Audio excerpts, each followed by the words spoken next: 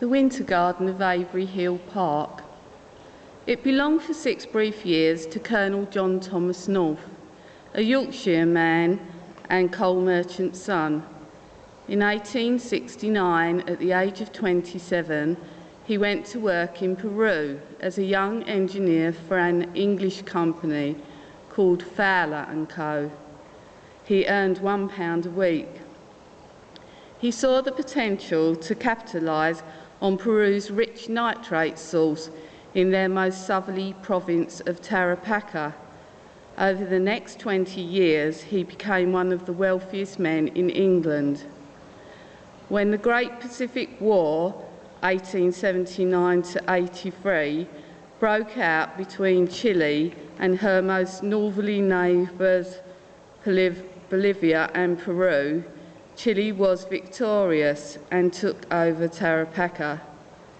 North switched his allegiance to Chile. He was then 47 years old.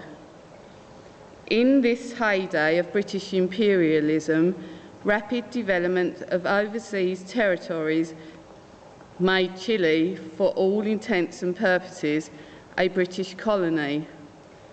British capital funded 70% of the nitrate industry, also shipping commerce and other financial institutions.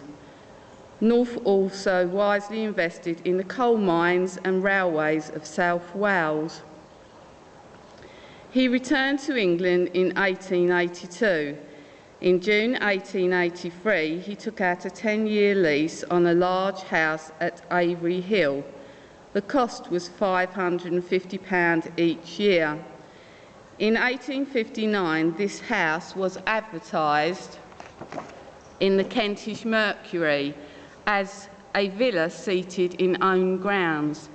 It had 37 acres. It belonged to the widow of the sugar refiner, James Boyd, who died in 1882, leaving £67,000 in his will. He had been 57 when he bought the villa. His wife, Anna, who moved to Eastbourne, was 25 years younger than him. In 1888, North went to an Italian exhibition sale in London. He bought several paintings and sculptures and asked the architect of the exhibition whether he would build him an Italianate-style mansion fit to house his art treasures. North persuaded Boyd's widow to sell the villa to him for £17,500. The expansion began. Cutler originally quoted £40,000 as the cost, which rose to £100,000, resulting in a court case drama where the plaintiff won damages, and North hired Cutler's assistant to carry on the work. His assistant's name was J. Cook. North wanted a winter garden for his family to exercise in inclement weather.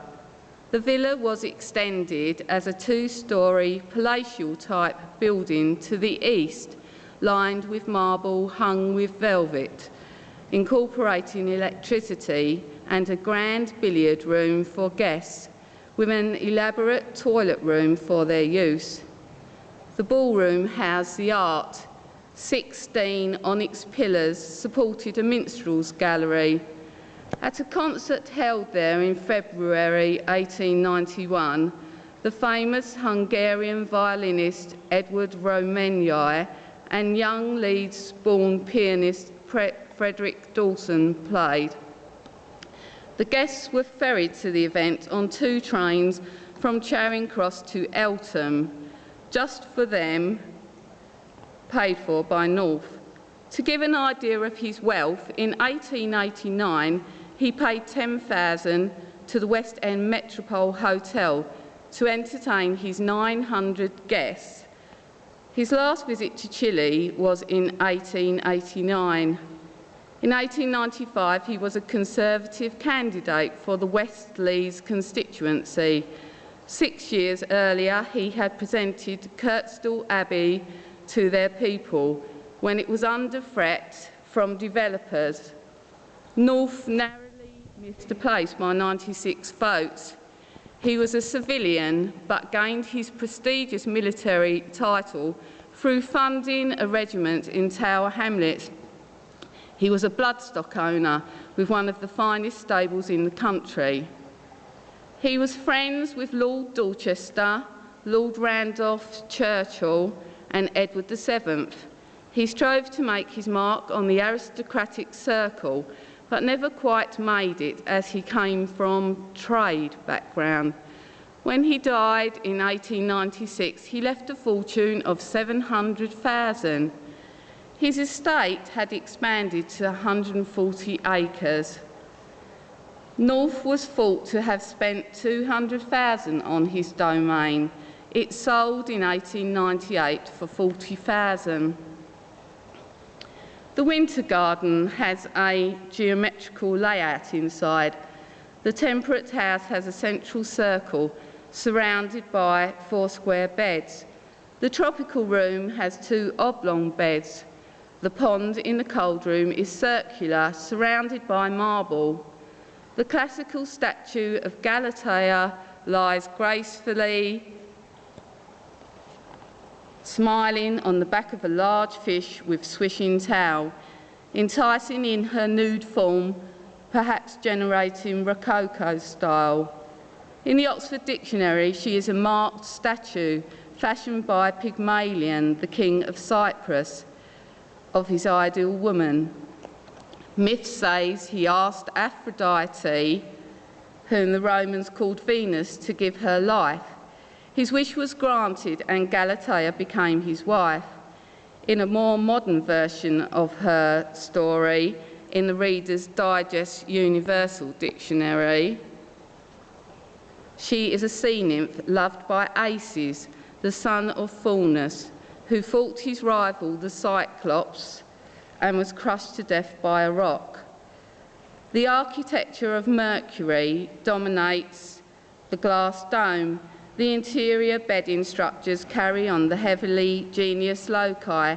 The parterres reflect a male design. Galatea provides the femininity and perhaps reflects a queen's reign, Victoria. Yet the male spirit dominates. We are brought back to earth with the planting, the natural made unnatural through design. The sculptural plants reflect geography. Bolivia, Peru, and Chile are named as plant origins of the oldest sculptural plants. Whether original or offsets from their forebearers, that's a puzzle unsolved. They are big, prepossessing, and powerful in shape and structure. Phoenix canariensis, Monstera deliciosa, the cacti, philodendrons, and fig trees. The Winter Garden is a reflection of imperialism, the neoclassical era, and perhaps the Enlightenment period. Predominantly, a place evolved from the wealth of an empire.